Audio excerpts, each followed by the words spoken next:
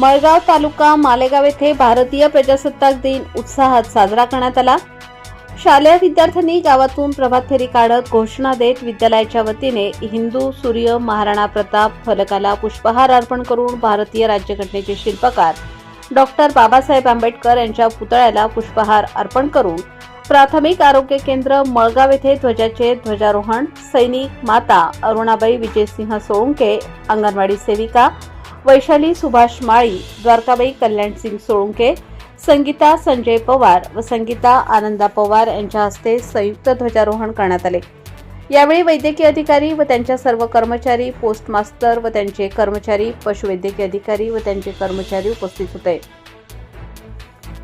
तसेच जिल्हा परिषद शाळा मळगाव येथे ग्रामपंचायत सदस्य शोभाबाई दादाजी निकम यांच्या हस्ते ध्वजारोहण करण्यात आले।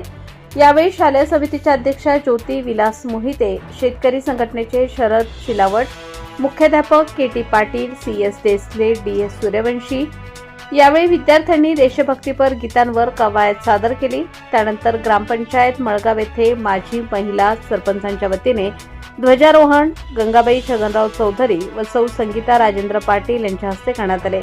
यावेळी सरपंच सोपान नामदेव सोळुंके, पोलीस पाटील विजुनाथ पवार, उपसरपंच सखुबाई गायकवाड, ग्रामपंचायत अधिकारी सचिन सूर्यवंशी, सर्व ग्रामपंचायत सदस्य, कर्मचारी, सोसायटीचे चेअरमन, व्हाईस चेअरमन व संचालक मंडळ, महसूल सहाय्यक, त्यानंतर केबीएच विद्यालय मळगाव येथे विद्यालयाचे मुख्याध्यापक एच.जी. बच्चाव यांच्या हस्ते ध्वजारोहण करण्यात आले।